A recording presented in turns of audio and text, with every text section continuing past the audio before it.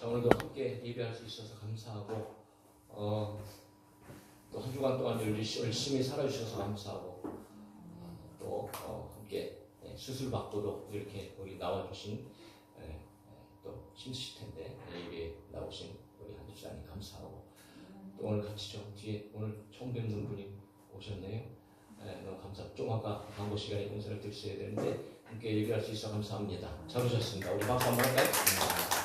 고맙습니다.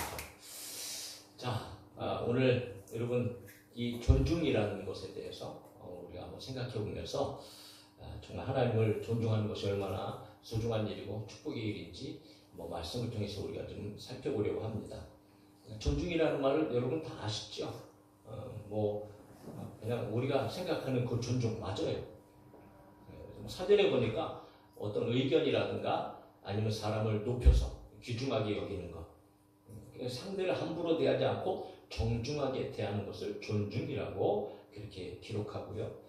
그리고 높이어 귀중하게 대하는 것으로 그렇게 정의하고 있는 말이 바로 존중입니다. 그러니까 인간관계 속에서 이 존중이라는 것은 굉장히 중요합니다. 왜냐하면 모든 사람의 마음의 상태가 그렇잖아요. 존중 여김을 받기를 원하지요. 멸시받고 천대받기를 원하는 사람은 한 사람도 없잖아요. 저와 여러분들도 마찬가지죠. 그래서 존중이 여길 때 비로소 인간관계가 참 아름다워집니다. 그래서 서로 존중이 여길 때에 이 사회가 평안해지고 모든 인간관계가 아름답게 이제 살아가는 그런 삶의 질을 가질 수 있게 되어지는 거죠. 그래서 우리는 항상 존중을 받기를 원하는데 무엇보다도 존중을 받기 원한다면 존중이 여길 만한 그런 인격을 갖는 것도 또한 중요하겠죠. 존중이 여길 만한 삶을 사는 것도 우리 가운데 중요하다는 거죠. 그럼에도 불구하고 조금 부족하고 연약하다 할지라도 저희들은 존중이 여기는 삶을 살아야 한다는 거예요. 사람들은 누구나 다 부족하잖아요. 누구나 다 연약합니다. 그러나 한 사람의 인격이 얼마나 존중받아야 되는가. 그래서 우리는 존중이 여기는 자세가 우리 가운데 반드시 필요하다. 그렇지만 여러분 잘못된 것까지도 우리가 존중이 여기는 일들은 없어야 되잖아요. 결코 옳은 것이 아니죠. 오늘도 계속적으로 끊임없이 우리가 또 강조하고 또 교회가 계속 기도하고 있는 그런 잘못된 성인식, 그래서 차별금지법 그 안에 담겨져 있는 내용들을 보면 여러분 그렇게 그것들을 또 옳게 여기고 찬성하는 사람들 한 사람 한 사람들 그들의 인격은 어느 정도 우리가 존중을 해야 될 것이라고 생각을 합니다. 그럼에도 불구하고 그들이 옹호하고 그들이 주장하는 일까지 우리가 존중해서는 안 된다는 거죠. 왜냐하면 결코 잘못된 일이기 때문이죠. 그러니까 한 생명으로서의 한 인격은 우리가 존중할 필요가 있지만 그러나 잘못된 일들을 하는 것까지 우리가 존중을 해서는 안 된다는 거죠. 왜냐하면 심각한 영적인 어떤 하나님에 대한 도전이라든가 어떤 교회에 대한 도전이라든가 또 사회를 여러분 정말 안 좋은 그런 모양으로 만들어 버릴 수 있는 일이 되기 때문에 그래요. 그래서 우리는 늘 상대적으로 그렇잖아요. 그럼 우리가 내가 존중받을 때 자존감이 올라가지요. 존중받을 때 굉장히 기분이 좋잖아요. 그래서 나를 존중해 주는 사람을 존중해 주는 것이 존중하게 여기는 것이 이 아주 자연적인 그런 우리의 삶의 모습인 거죠. 그래서 나를 귀하게 여기는 사람은 나도 역시 귀하게 여기게 되어진다는 거죠. 그럼에도 불구하고 이 세상이 여러분 참 그렇지 않은 그런 상황들을 우리가 많이 발견하게 되어집니다. 특별히 오늘날 다른 곳에서도 많이 발견하게 되었지만 이 정치인들이나 정치가들의 모습을 보면서 참 이런 안 좋은 모습들을 좀 발견하게 되어지는 거죠. 자신을 존중했음에도 불구하고 오히려 자기의 유익을 위하여서 나몰라라 하고 멸시하고 천대하고 심지어 내팽개치는 어떤 이런 일들이 그냥 이 사회에 만연한 것처럼 참 비통한 그런 일이 아닐 수 없습니다. 정상적인 사람이라면 존중을 받을 때 존중하는 것이 지극히 당연하지요. 그리고 나를 멸시할 때에 보통 우리들도 역시 마찬가지죠. 나를 멸시를 받게 되어지면 상대방에 대해서도 우리는 똑같은 그런 자세가 나갈 수밖에 없는 그런 연약한 인간일 수밖에 없는 거예요. 그럼에도 불구하고 잘못된 존중 또는 여러분 존중을 받으면서도 오히려 나는 그를 비천하게 여기고 하는 어떤 이런 일들, 여전히 우리는 인간이 참 죄성, 인간의 마음 가운데 자리 잡고 있는 죄성이 얼마나 이게 심각한 것인 것을 우리가 살아가면서 이제 알게 되어집니다. 그래서 오늘 그런 것을 우리가 삶 속에서도 발견하게 되어지면서 또 이 존중이라는 것이 오늘 믿음의 사람들에게 얼마나 중요한 일인가라는 것을 오늘 본문을 통해서 우리가 좀 살펴보려고 하는 겁니다. 자, 저와 여러분들이 읽은 그 본문의 앞에 성경책을 보면은요, 타이틀, 제목이 어떻게 되어 있어요? 제목이 있나요? 여러분 성경 가운데서도 27절 앞에 보면 뭐라고 적혀 있어요? 엘리의 집에 내린 저주 이렇게 붙어 있어요, 타이틀이. 그러니까 오늘 이 본문의 내용은 하나님께서 엘리의 집에 저주의 말씀을 하신 거거든요. 그래서 엘리의 집에 내린 저주라고 이렇게 제목이 적혀 있다는 거죠. 그러니까 이거는 하나님께서 심판의 말씀을 하신 거예요. 무서운 말씀이시거든요. 그런데 그 심판의 말씀을 하는 중에 오늘 여러분 저와 여러분들이 들어야 할 하나님의 아주 엄중한 말씀을 우리가 이제 듣게 되어지는 거예요. 그러니까 어떠한 삶을 살아야 될까? 하나님과 우리의 관계 속에서 우리는 어떻게 하나님을 대해야 될까라고 하는 것을 확실하게 하나님께서 말씀하시면서 그 결과까지도 오늘 말씀해 주시는 것이 오늘 본문이에요. 그래서 30절 뒷부분에 보면 같이 한번 읽어봅시다. 시작. 나를 존중히 여기는 자를 내가 존중히 여기고 나를 멸시하는 자를 내가 경멸하리라. 이렇게 기록되어지고 있는 거죠. 사랑하는 성도 여러분, 하나님을 존중히 여기는 저의 이름에 되어질 수 있기를 주의 이름으로 축복합니다. 이건 우리의 인생에 있어서 우리의 삶에 있어서 신앙생활에 있어서 너무나 중요한 일이고요. 반드시 그렇게 살아가야 한다는 것을 얘기하고 있어요. 그래서 존중이라는 것이 아까도 우리 사전에도 그렇게 얘기했지만 성경 속에서도 그 원어상의 의미를 보면 존경하다, 영화롭게 여기다, 존귀하게 여기다, 이런 의미를 가지고 있고요. 그래서 멸시라는 것은 그냥 우리가 아는 거예요. 업신 여기는 겁니다. 멸시하는 거예요. 경멸하는 겁니다. 그러면서 경멸이라는 것은 하찮게 여기는 거예요. 보잘것없게 여긴다. 그런 의미를 가지고 있는 말이 반복적으로 이제 기록되어지면서 오늘 하나님을 존중해야 할 것을 말씀하시고 계시는데, 하나님을 존중하게 여기는 자들은 반드시 하나님께서 존중히 여겨주신다. 네? 저희 분들이 정말입니다.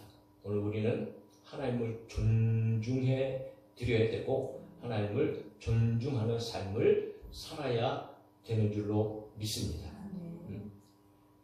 그 사람들도 하다못해 존중히 여기면 그들 존중히 여기잖아요. 여러분 대통령을 존중히 여기는 사람들, 그러니까 대통령이 자기를 존중히 여기는 사람들, 자기를 멸시하는 사람들을 높여주지 않죠. 그건 당연한 일 아니겠어요? 그러니까 대통령이 마음에 들고 대통령을 존중히 여기고 대통령을 귀중하게 여기고 하는 사람들을 대통령이 존중히 여기서 여러분 직책을 주고 직분을 주고 권세도 주고 막 이렇게 하잖아요. 그런데 그렇지 않은 상황들도 있지만 하다못해 여러분 사람이 존중해 줄 때에도 그런 좋은 일들이 있는데 온 천지 만물을 창조하신 하나님께서 존중해 주신다면, 할렐루야, 하나님께서 존중해 주신다면 얼마나 큰 축복이 우리 가운데 임하게 되는지 우리가 분명히 이제 알게 되어지는 거지. 그런데 하나님께서는 여러분 인간 같지 않아요. 하나님을 존중하는 자를 반드시 존중히 여기시고 그들 삶 가운데 놀라운 축복과 하나님의 은혜가 임하게 될 것을 약속하시는 분이라는 거죠. 그러니까 하나님께서 말씀하시는 이 약속의 말씀은 정말 놀라운 축복의 말씀이 아닐 수 없다라는 겁니다. 얼마 전에도 우리 안창호 인권위원장님이 어떤 청문회에 나와서 그가 사실은 많은 질타를 받았지요. 기독교의 정신을 가지고 있느니, 기독교 무슨 사상을 가지고 있느니 막 이렇게 이야기하면서 공격을 받고 부적절한 사람이라고 자리를 내려놓아야 된다고 막 비난도 받고 이렇게 됐지만 결국은 여러분 인권위원장으로 임명이 되었잖아요. 자, 그런 것에는 어떤 것을 우리가 발견하게 되어지는가? 여러분, 하나님을 존중하니까 말할 수 있는 것은 말해야지요. 예? 그래서 하나님을 존중하니까 하나님께서 높여주셔서 하나님께서 세워주신 일이라고 나는 그렇게 믿습니다. 할렐루야. 뭐 여러분들의 생각은 어떨지 모르겠어요. 그러나 나는 분명히 그렇게 믿어요. 하나님께서 인정하시니까 여러분 더 많은 일을 하라고, 더 하나님 앞에서 국민을 위하여서 나라를 위하여서 소중한 일을 감당하라고 하나님께서 세워주신 것으로 나는 믿어요. 그래서 앞으로도 정말 존경받는 그런 인권위원장이 되실 것을 나는 그렇게 생각을 합니다. 그런데 반면에 하나님을 멸시하는 자들이 있어요. 네. 하나님을 업신여기는 사람들이 있어요. 하나님을 대적하는 사람들이 있어요. 심지어는 하나님이 없다고 얘기하고요. 그리고 하나님을 우습게 생각하고요. 하나님의 말씀을 정말 정말 우습게 생각하면서 그렇게 하나님을 멸시하는 사람들이 있어요. 그야말로 여러분 죄인의 모습이 아주 독특한 가장 분명히 보여지는 모습이 아닐 수 없는 거지요. 자, 그럼에도 불구하고 여러분 하나님을 멸시함에도 불구하고 어려움도 없고 잘 되고 여전히 그냥 떵떵거리며 소리치면서 또 심지어는 복을 받는 것 같기도 하고 그들이 잘 되는 것 같기도 해요. 그런데 정말 그럴까요? 여러분 우리는 확실하게 알아야 돼요. 네? 그래서 오늘 본문이 여러분 우리가 우리 마음 가운데 깊이 새겨야 하는 거지요. 하나님께서는 멸시하는 자들을 경멸하신다고 말씀하시는 거예요. 하나님을 멸시하는 자들은 하나님께서 업신여기시고 하찮게 보신다는 거죠. 이것은 단순하게 그냥 그 말 가운데에 그냥 하찮게 본다 그러니까 무슨 어떤 그런 상태 속에서 그냥 약간의 어떤 이런 하찮게 여기시는 그런 말씀이 아닌 거죠. 오늘 본문을 저와 여러분들이 이제 살펴보겠지만 그냥 단순한 말씀이 아니고요. 하나님께서 심판하신다는 아주 엄중한 말씀이기 때문에 우리는 조심해야 되는 거죠. 그래서 시편 기자도 여러분 다윗도 사실은 그런 좀 고민을 했지만 이제 아삽이라는 시편 기자가 이런 것을 보면서 굉장히 갈등을 느꼈어요. 얼마나 시험 들 뻔할 정도로 충격을 받았어요. 그게 무슨 일이냐면 이 악한 자들이 하나님을 멸시하는 자들을 통해서 발견한 것이 있기 때문에 돼요. 시편 73편에 나는 거의 넘어질 뻔하였고 나의 걸음이 미끄러질 뻔하였으니 이는 내가 악인의 형통함을 보고 오만한 자를 질투하였음이로다 이렇게 기록하고 있거든요. 그러니까 하나님을 멸시하고 하나님을 대적하는 자들이 형통한 것을 보면서 이게 보통 이게 심각한 그런 것으로 받아들이면서 오히려 그들을 질투할 정도로 그렇게 시험들 뻔했던 사람이 이 아삽이었어요. 자, 그런 사람들의 상황을 보면 여러분 그렇게 하나님을 대적하면서도 그들의 삶이 어떻게 되느냐? 볼지어다 이들은 악인들이라도 항상 편하고 재물은 더욱 늘어나도다. 이게 뭡니까 도대체? 하나님 대적하면서도 하나님을 멸시하면서도 그들의 삶은 편안해요. 아무 일도 벌어지지 아니하고요. 오히려 재산은 늘어나고요. 여러분 그런 삶을 살아간다는 거예요. 그러니까 얼마나 갈등이 세고 얼마나 여러분 그 아삽의 마음이 힘들었는지 몰라요. 그럼에도 불구하고 결국은 아삽이 깨달은 것이 있어요. 그것이 뭐냐 하면 시편 73편에 이렇게 기록합니다. 하나님의 성소에 들어갈 때에야 그들의 종말을 내가 깨달았나이다. 주께서 참으로 그들을 미끄러운 곳에 두시며 파멸에 던지시니 그들이 어찌하여 그리 갑자기 황폐되었는가 놀랄 정도로 그들은 전멸하였나이다. 여러분 우리는 분명하게 오늘 하나님의 말씀이 저와 여러분들 가운데 믿음으로 받을 수 있기를 주의 이름으로 축복합니다. 하나님을 존중하는 자들은 반드시 하나님께서 존중히 여기세요. 높여주십니다. 모든 축복들을 허락해 주세요. 그러나 하나님을 멸시하는 자들에게는 끝에는 반드시 심판인 거예요. 여러분 전멸하듯이 하나님께서는 그들 가운데에 심판을 내리신다는 거예요. 하나님은 결코 여러분 업신여기심을 받으시는 분이 아니에요. 그 성경에서 그렇게 기록하잖아요. 갈라디아서 7장 6절에 스스로 속이지 말라. 하나님은 업신여김을 받지 아니하시나니 사람이 무엇으로 씹든지 그대로 거두리라. 그러니까 하나님은 다 보시고 계세요. 할렐루야. 하나님은 다 듣고 계신다고. 하나님에 대해서 어떻게 생각하는지, 어떻게 행동하는지, 하나님에 대해서 어떤 자세를 가지고 말하고 행동하는지 하나님을 다 보고 계시고 듣고 계신단 말이에요. 오늘 이 자리에 하나님께서 우리의 예배 자리에 이 현장에 함께 계시고 우리가 예배하는 것을 다 보고 계실 줄 믿습니다. 그래서 우리 상태가 여러분 굉장히 중요한 거지요. 그래서 우리는 여러분 반드시 하나님을 존중히 여겨서 저와 여러분들이 하나님으로부터 존중을 받는 그런 삶이 되어져야 할 것입니다. 그러나 반면에 하나님을 멸시하면 하나님께서 경멸하신다. 우리는 꼭 기억해야 되는 거지요. 자, 그런 결과가 오늘 본문을 통하여서 실제적으로 역사 속에서 일어난 일이었다라는 것을 확인해 주고 있는 거예요. 그래서 사무엘상 2장에 보면 전체적으로 앞에는 이 한나의 그 찬송에 기도하면서 찬송하는 내용이 나오지만 그 뒤부터 12절부터 오늘 본문에 이르기까지 하나님께서는 그냥 단순히 겁을 주기 위해서 말씀하시는 것이 아니고 봐라 이렇게 하나님께서 역사해 주셨다. 하나님의 약속은 변함이 없다 라고 하는 것을 확인시켜 주시고 계세요. 그래서 오늘 본문의 핵심이 하나님을 존중해야 될 필요성에 대해서 분명하게 제시해 주고 있다는 거예요. 그래서 오늘 사무엘상 2장을 우리가 천천히 한번 살펴보면서 2장을 보니까요.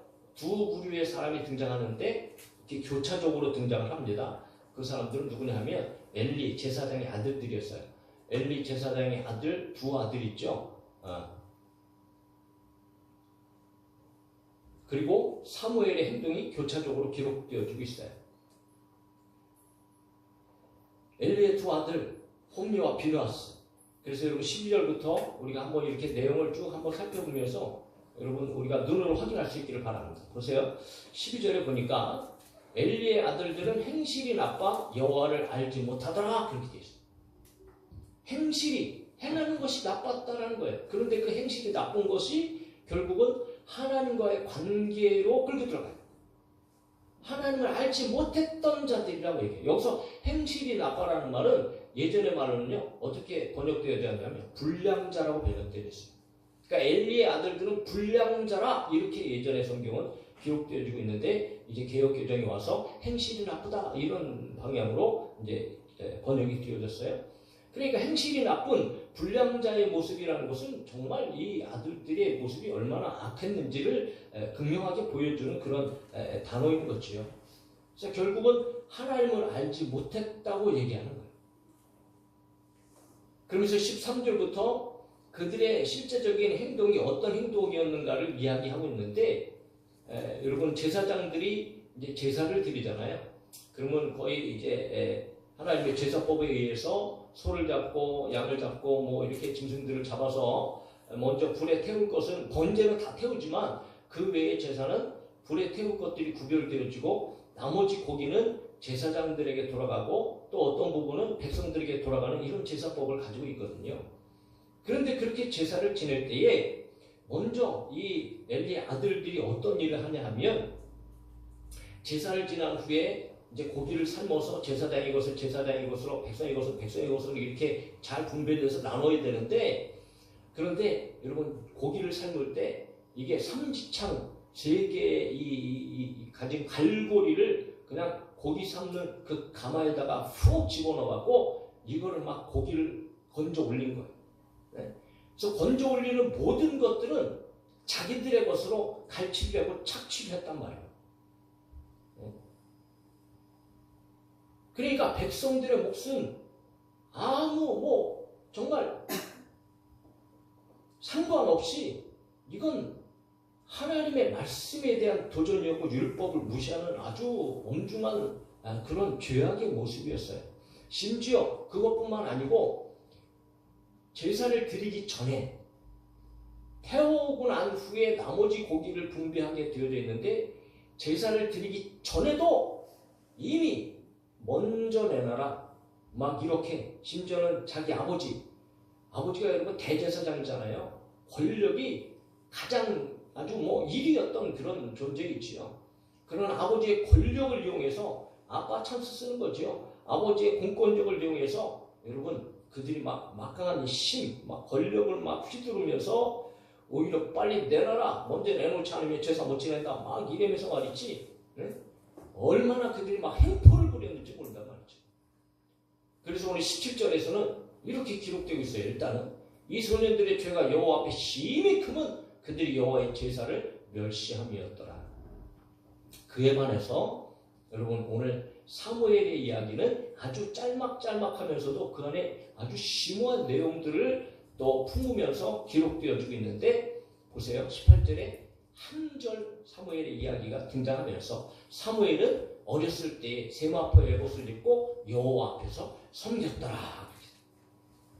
그러니까 어렸을 때부터 에봇 제사장들이 입는 그런 옷을 입고 여호와 앞에서 섬겼더라라고 하는 것은요. 하나님께서 기뻐하시는 제사 제도에 참석하면서 도우면서 그가 성전 일을 감당했다라는 거예요. 그래서 21절에 그 18절 뒤에 이제 중간에 내용이 나오고 21절에 그 다시 사무엘의 이야기가 등장하면서 뭐라고 말씀하시냐면 21절 마지막에 아이 사무엘은 여호와 앞에서 자라니라 이렇게 기록되고 있잖아요. 그러니까 하나님 앞에서 자랐다는 것은 하나님께서 보시기에 하나님을 존중하는 모습으로 잘 자랐다는 것을 의미해주고 있다는 거지. 자, 여기까지는 어렸을 때입니다. 사무엘이 아직 굉장히 어렸을 때고요. 이 엘리 제사장의 아들도 여전히 그냥 뭐 청년 정도 됐을 때, 뭐 이런 좀 어렸을 때 이야기예요. 자, 그리고 나서 시간이 흐르잖아요. 자, 시간이 흐르고 나서도 여러분 어떤 일들이 벌어지는가?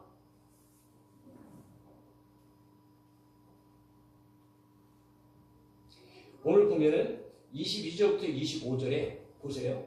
20절에 보면 어떻게 시작되어져요? 엘리가 매우 늙었더니 이렇게 시작되어지고 있어요. 그러니까 시간이 지금 많이 흘렀어요. 그런 엘리 아들들이 이 하나님 앞에 죄를 짓는 일들이 계속적으로 지금 이어지고 오는 상황 속에서 사무엘은 하나님 앞에서 자라고 있는 거예요. 그런 상황 속에서 시간이 흘렀어요. 매우 늙었어요. 그런데 그때의 아들들의 그 모습을 보면 이건 막 비참합니다. 22절에 한번 보세요. 엘리가 매우 늙었더니 그의 아들들이 온 이스라엘에게 행한 모든 일과 회막문에서 수종드는 여인들과 동침하였음을 듣고 이건 뭐 과거에 제사를 방해하고 백성들의 물건을 갈취하고 막 권력을 사용해서 여러분 그들의 것을 빼앗는 이것뿐만 아니고 심지어는 성전 문에서 성전 가까이에서 여러분 이 수종드는 여인들 예배를 돕는 그런 여인들과 성추행을 한 거예요.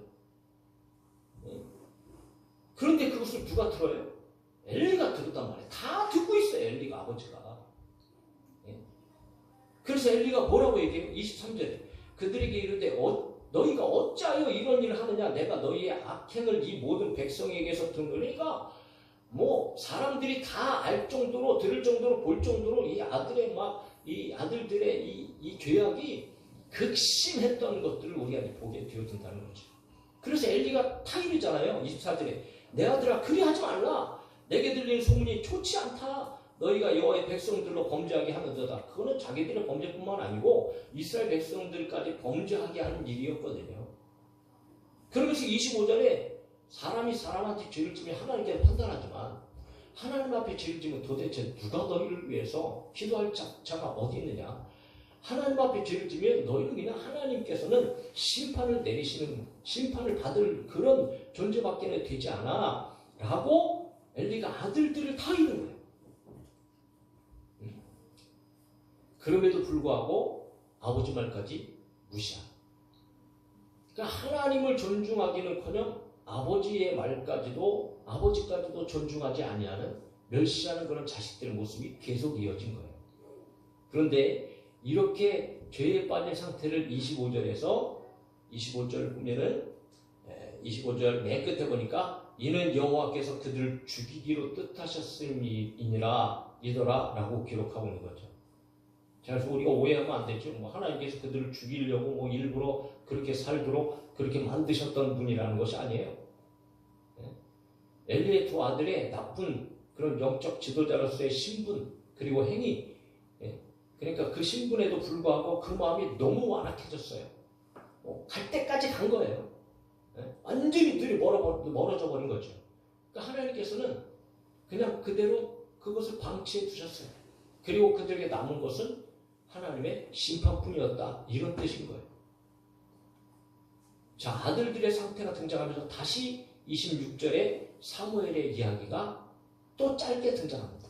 26절에 아이 사무엘이 점점 자라매 여호와와 사람들에게 은총을 더욱 받았더라. 이렇게 됩니다. 그러니까 하나님 앞에 은총을 받고 사랑을 받고 축복을 받고 사람들에게도 인정을 받고 존중을 받고 축복을 받았던, 그러면서 사무엘이 자랐다는 거죠.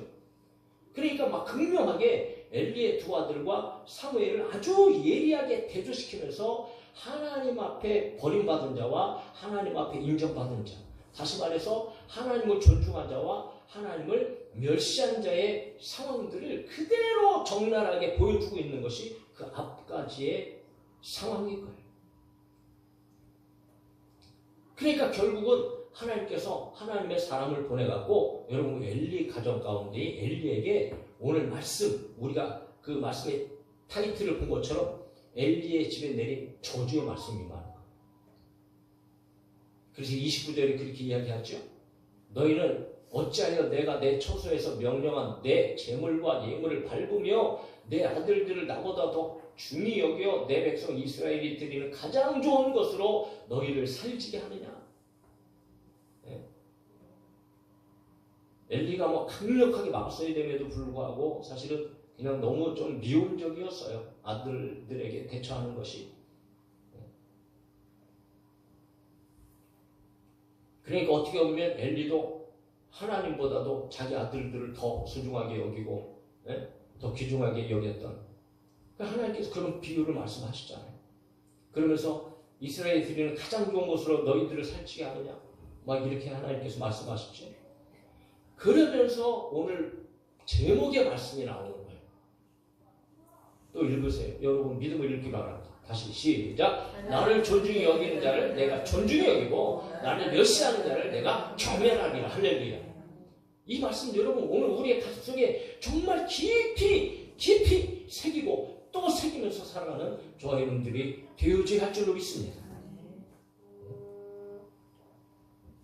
그러면서 실질적으로 그렇게 말씀하신 것이 31절부터 시작해서 하나님의 아주 무시무시한 심판의 말씀으로 이어지고 있다는 거예요. 결국 가정이 망하고 환난을 당하고 집안의 젊은 사람이 젊어서 다 죽어나가게 되어지고, 여러분 무서운 저주의 심판의 말씀이에요. 그런데 이 심판의 말씀은 실질적으로 그렇게 되어졌잖아요. 사무엘상 이제 4장, 3장, 4장에 가보면 전쟁이 일어나요. 블레셋과의 전쟁이 일어납니다. 그래서 블레셋과의 전쟁 속에서 이스라엘이 패하거든요. 그러니까 패하니까 이거 하나님의 법궤가 없어서 패한다. 막 이렇게 판단하고 생각함으로 말미암아 엘리의 아들 홈리와 비나스가 하나님의 법궤를 가지고 전쟁터에 나가요. 왜냐하면 하나님의 법궤가 나갈 때마다 승리했거든. 그러니까 여러분 하나님의 법궤를 가지고 전쟁터에 나가요. 그런데 그 결과가 어떻게 됐는가? 보세요. 사무엘상 4장 11절. 하나님의 궤는 빼앗겼고 엘리의 두 아들 홈리와 비나스는 죽임을 당하였다. 여러분 전쟁터에 나가서요. 하나님의 궤까지 빼앗기고 자기들은 그 자리에서 한날 한시에 죽어버렸어요.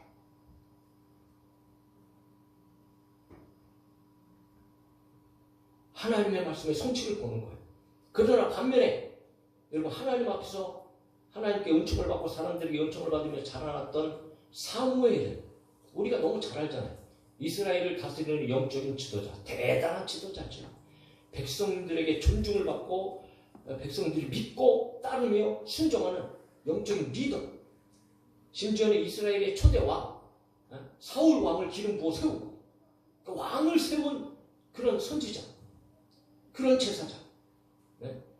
또 다윗까지도 기름을 부어서 왕을 세워 하나님의 뜻을 그대로 성취해 나가는데 탁월한 지도자가 되어졌던 것이 사무엘이었습니다. 무엇을 말하는가? 하나님을 존중히 여기는 자는 하나님께서 존중히 여기시고 하나님을 멸시하는 자는 하나님께서 경멸히 여기시는 그 상황이 그대로 펼쳐지고 있다는 거예요. 자, 그러면 오늘 우리가 전체 본문의 맥락 속에서 하나님을 존중히 여기는 거 과연 어떤 것과 관련이 있고 어떻게 하는 것인가? 오늘 본문에 이 대조되어지는 말씀 속에서 계속적으로 여러분 뭐와 관련이 있어, 뭐와 관련되어서 지금 얘기가 나타나고 있어요? 바로 제사 문제예요, 제사 문제. 자, 오늘날로 얘기하면 구약의 제사는 이 시대에 뭐로 얘기하고 있어요? 뭐로 얘기할 수 있을까요? 예배. 여러분 오늘 신앙생활하는 사람들의 가장 기본적인 하나님을 존중히 여기는 것이 바로 예배인 줄로 믿으시기를 주의 이름으로 축복합니다. 우리는 확실히 하셔야 돼요. 그러니까 예배는 가장 기초적인 일이고요. 이 예배를 통해서 하나님의 말씀을 듣고 하나님의 뜻을 발견하게 되어지고 하나님을 존중하게 되어지고, 그러니까 예배를 잘 드린다는 것은요, 하나님을 존중히 여기는 일이란 말이에요.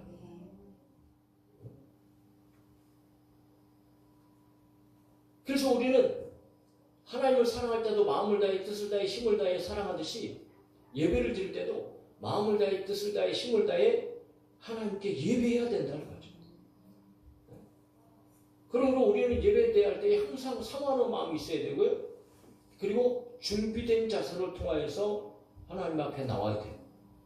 찬송할 때도 역시 마찬가지죠. 믿음으로 찬송하고 믿음으로 기도하고, 그리고 하나님의 말씀을 들을 때도 경청해요. 그리고 하나님의 말씀을 들을 때 여러분 뭐 세상의 강의가 아니잖아요. 내 삶 가운데 그대로 적용시키기 위해서 우리는 아멘 해야 된다는 거죠. 그러니까 아멘 할 때 하나님 앞에 영광이 되어지고, 그렇게 아멘 한다는 것은 하나님 맞습니다, 내가 그렇게 살겠습니다 라고 하는 우리의 신앙의 결단이고 헌신이고 우리의 믿음이라는 거예요. 자, 그리고 나머지 인생의 삶은 하나님의 말씀에 의지하여서 저와 여러분들이 살아야 된다. 그것이 하나님을 존중하는 것이라는 거죠.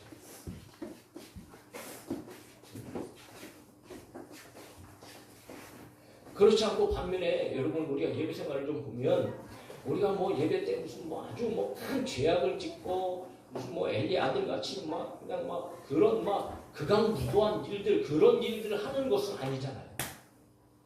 네? 그럼에도 불구하고 우리 예배가 얼마나 중요한 일인지 저와 여러분들은 다시 한번 생각하면서, 네? 뭐 오고 싶으면 오고 말고 싶으면 말는 것이고 예배가 아니잖아요. 네? 찬송할 때, 기도할 때 뭐 눈 감고 감상하는 것이 찬송이 아니잖아요. 네?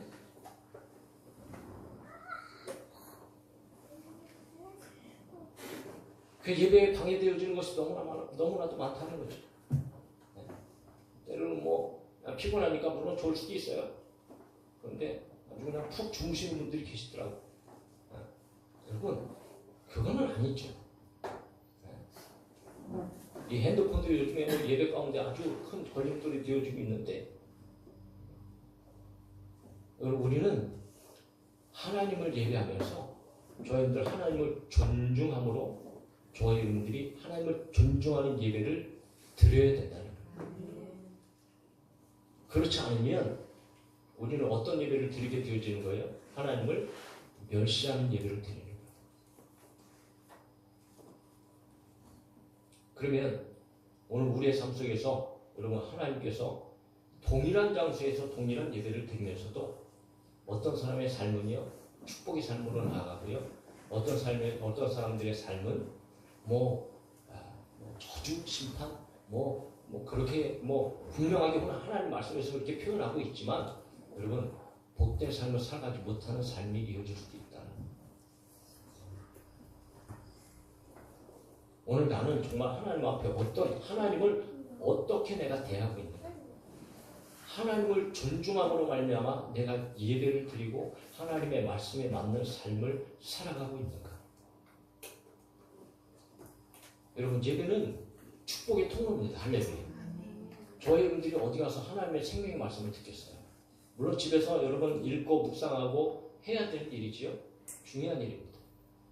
그러나 한 주간에 여러분 이 주일의 예배나 다른 예배들은 여러분 하나님께서 우리 가운데에 우리의 삶 속에서도 구별되어진 시간으로 하나님을 만나고 하나님의 말씀을 듣고 하나님을 존중히 여기는 귀한 시간으로 구별해 놓으신 줄로 믿으시기 바랍니다. 그러므로 그 시간을 우리가 하나님 앞에 존중할 때 나머지 시간도 하나님을 존중하는 삶을 살아가게 돼 있다. 그러므로 우리가 하나님을 멸시하는 예배, 하나님을 멸시하는 삶을 살게 되어지면 우리의 삶에 심각한 문제들이 발생할 수 있다.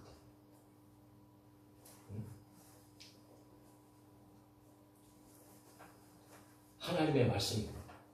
오늘 본문에서 그것을 얘기하는 거예요.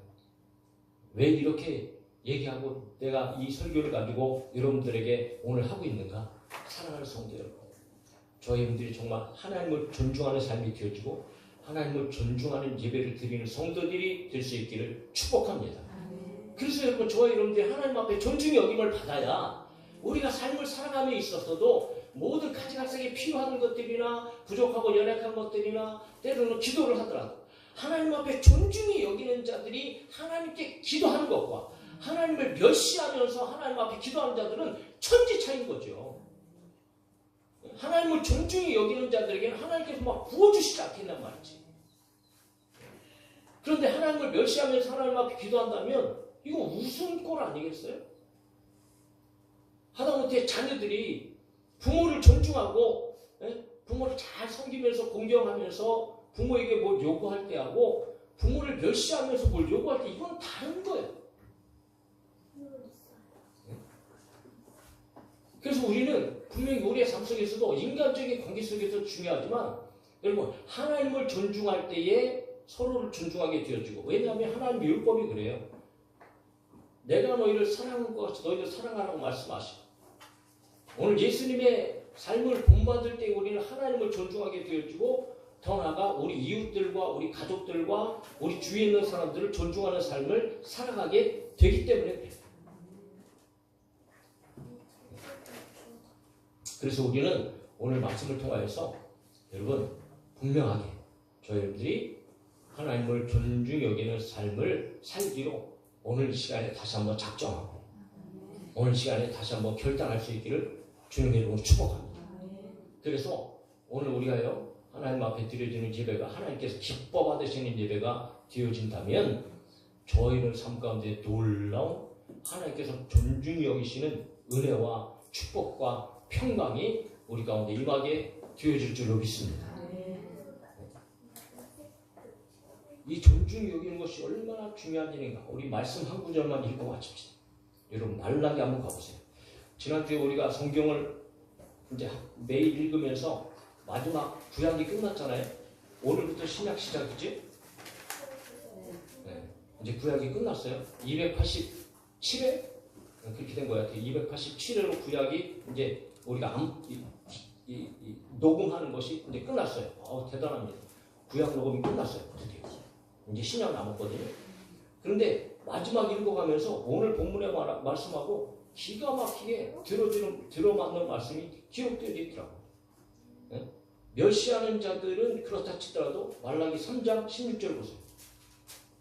16절, 17절, 18절. 이 하나님을 존중히 여기는 자가 얼마나 하나님께서 존중히 여기시고 축복을 받는가 하는 것을 그대로 기록하고 있어요. 자, 16절 같이 읽어볼까요? 성경을 시작. 그때 여호와를 경외하는 자들이 피차게 말하매 여호와께서 그것을 분명히 들으시고 여호와를 경외하는 자와 그 이름을 존중히 여기는 자를 위하여 여호와 앞에 있는 기념책에 기록하셨느니라. 할렐루야. 여호와를 존중하는 자들을 기념책에 기록했다는 것은요 생명책에 구원의 사람으로 확실하게 점찍으셨다는 말씀이거든요. 그리고 17절을 보세요. 다시 시작. 만군의 여호와가 이르노라. 나는 내가 정한 날에 그들을 나의 특별한 소유로 삼을 것이요 또 사람이 자기를 섬기는 아들을 아끼는 같이 내가 그들을 아끼리니. 할렐루야. 하나님께서 특별히 계시고 하나님께서 아끼신다는 거예요. 누구를? 여호와를 존중하는 자들. 18절 마지막에 시작. 그때 너희가 돌아와서 의인과 악인을 분별하고 하나님을 섬기는 자와 섬기지 아니하는 자를 분별하라. 그러니까 하나님을 섬기는 자들이 하나님을 존중하는 자들. 하나님을 섬긴다는 것은 오늘 보이지 아니하시는 하나님 우리가 여러분 어떻게 섬기겠어요? 대표적으로 가장 핵심이 예배인 거예요. 그리고 예배를 드린 것처럼 하나님의 말씀을 들은 대로 하나님을 존중히 여기서 여러분 하나님의 뜻대로 살아갈 때에 저희 여러분들이 확실한 구원의 보장과 더불어 하나님께서 아껴주시고 하나님께서 늘 삶 가운데 여러 가지 모양 가운데서도 도와주시고 지켜주셔서 그리고 승리하게 하시는 놀라운 은혜가 오늘 우리 가운데에 임하게 되어진다는 사실입니다. 사랑하는 성도 여러분, 다시 한번 말씀드립니다. 하나님을 존중히 여깁시다. 그래서 우리의 예배와 우리의 삶이 하나님께서 저희들의 모든 나머지 인생 참 힘들고 어렵잖아요. 이게 뭐 보통 힘들 게 아니에요. 보통 어려운 게 아니에요. 가면 갈수록 여러분 세상은 더 악해지고 여러분 별의별 일들이 우리 앞에 펼쳐질 텐데 그런 모든 삶의 그런 어려움 속에서 여러분 우리가 승리할 수 있는 길은 하나님께서 도와주셔야 돼요. 하나님께서 존중해 주셔야 여러분 도와주실 것 아니겠어요? 그렇게 하나님 앞에 존중을 받는 저희 여러분의 삶이 되어줄 수 있기를 주님의 이름으로 축복합니다. 찬양합니다. 할까요?